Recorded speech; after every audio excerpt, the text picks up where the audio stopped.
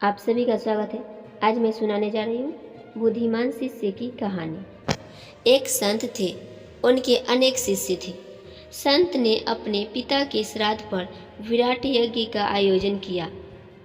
पैसा यज्ञ संत के आश्रम में पहले नहीं हुआ था, इसीलिए उन्होंने शिष्यों को बुलाकर कहा, मैं एक यज्ञ का आयोजन कर रहा हूँ। वैसा यज्ञ शायद तुम लोगों को फिर कभी कहीं देखने को नहीं मिले, इसलिए यज्ञ का सारा काम धाम विधि विधान खूब ध्यान से देखना। अपनी आंखों से अच्छी तरह देखे बिना सिर्फ पोथियों के सहारे इस यज्ञ को करना संभव नहीं है। संत के आश्रम में बिल्लियों का बड़ा उत्पात रहता था।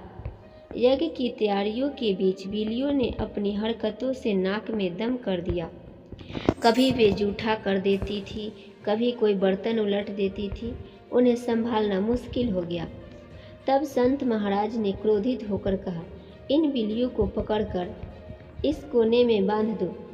यह सुनते ही सभी 9 बिल्लियों को सभा की एक तरफ खूंटियों से बांध दिया गया। इसके बाद सही मुहूर्त निकालकर यज्ञ प्रारंभ हुआ। सभी शिष्य यज्ञ सभा की साज सजा आयोजन यज्ञ की विधि विधान मंत्रोच्चारण के नियम मन लगाकर देखने और सुनने लगे। बिना किसी बाधा के बहुत सुंदर ढंग से संत महाराज का यज्ञ संपन्न हो गया।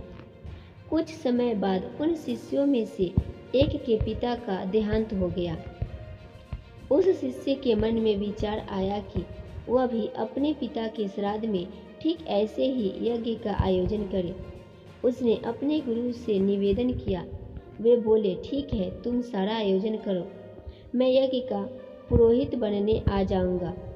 शिष्य बेहद संतुष्ट होकर यज्ञ की तैयारियों में जुट गए।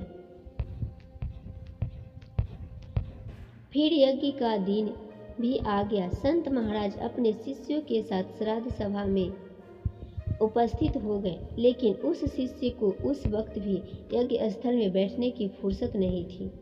यह बड़ी व्यस्तता से इधर उधर घूम रहा था। इधर यज्ञ का समय बिल्कुल सिर पर आ गया। संत महाराज चिंतित होने लगे। उन्होंने उस शिष्य को बुलाकर पूछा, अब देर किस बात की है? सारी चीजें तैयार है, यज्ञ का समय भी हो चला है, अब तुम आकर इस सभा में बैठो।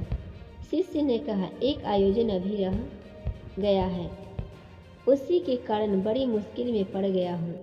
संत ने पूछा, कहाँ, किसी चीज की कमी तो मैं देख नहीं रहा हूँ। शिष्य बोला, जी अभी 4 बिल्लियों का जुगाड़ नहीं हो पाया है। संत ने कहा, मैं समझा नहीं। शिष्य ने घबराई हुई आवाज में कहा, मैंने आपके यज्ञ में ईशान कोण में 9 बिल्लियाँ देखी थी। हमारे इस गांव में काफ़ी ढूंढने पर भी 5 से ज़्यादा बिल्लियाँ नहीं मिली, इसलिए बाकी 4 बिल्लियों की तलाश में पास के गांव में लोग गए हैं। वे अभी आते ही होंगे। शिष्य की इस बात पर संत महाराज बड़े चकित हुए। उन्होंने कहा, हे बुद्धिमान शिष्य, कौन सी वस्तु यज्ञ के लिए जरूरी है और कौन सी नहीं, इसे भी विचार करना नहीं सीखा। आश्रम में बिल्लियों की उत्पाद के कारण मैंने उन्हें बांध रखा था। तुम्हारे यहाँ तो कोई उत्पाद नहीं है, तो फिर जानबूझकर आफत क्यों मोल ले रहे हो? अब झटपट यहाँ बैठ जाओ, यहाँ बिल्लियों की कोई ज़रूरत नहीं है। अब यज्ञ कार्य बिना किसी बाधा के संपन्न हो जाए। शिष्य अपनी मूर्खता पर लज्जित होकर सिर झुकाकर सभा में बैठ गया।